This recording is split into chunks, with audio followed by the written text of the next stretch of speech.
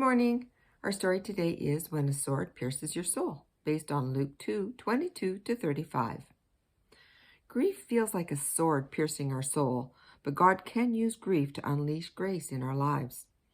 As Mary learned, the events that caused her most soul-piercing grief unleashed more grace, salvation, and joy to the world than she could ever have imagined.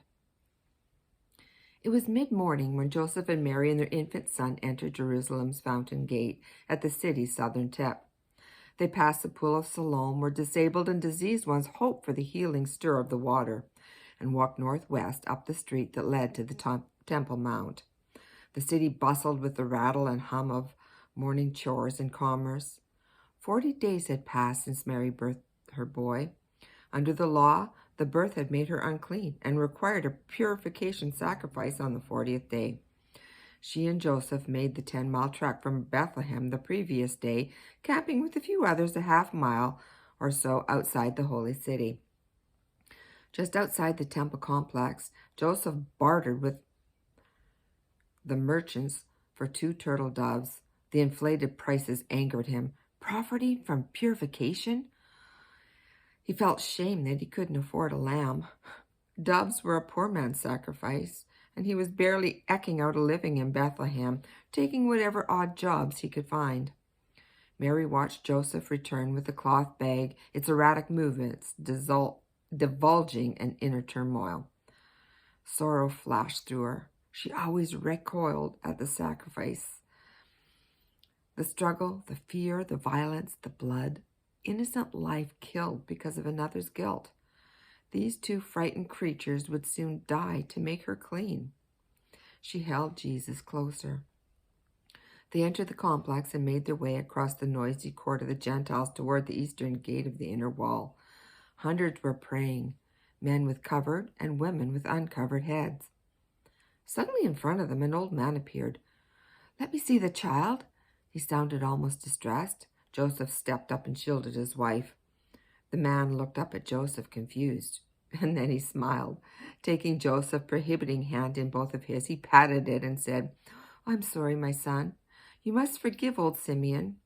Please don't be afraid. Your child is in no danger from me. I've just been waiting for him for so long." Mary knew immediately that he knew.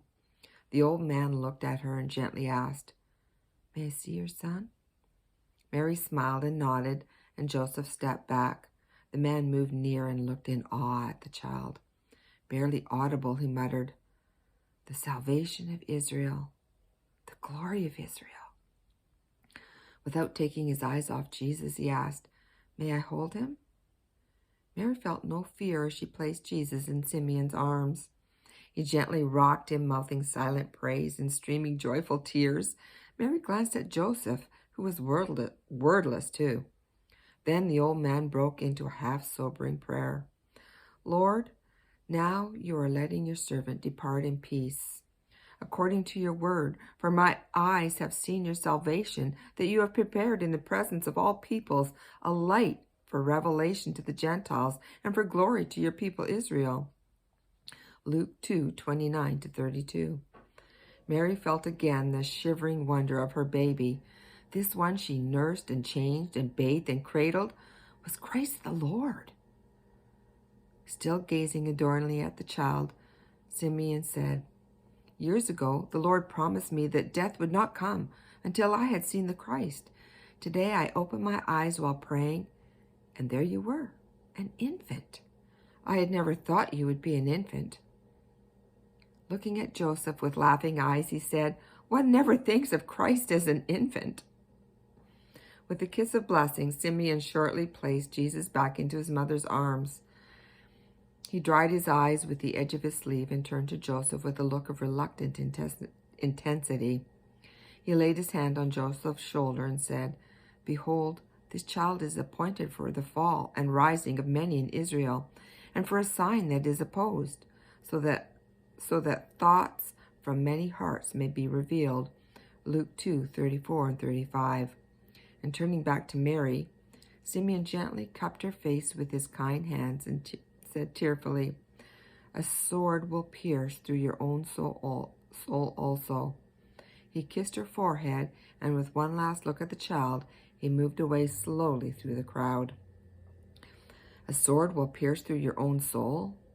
The most wonderful, gracious event in human history was God sending his Son into the world to the cross to save his people from their sins, Matthew 1:21. Yet this same gracious event caused indescribable grief for Mary.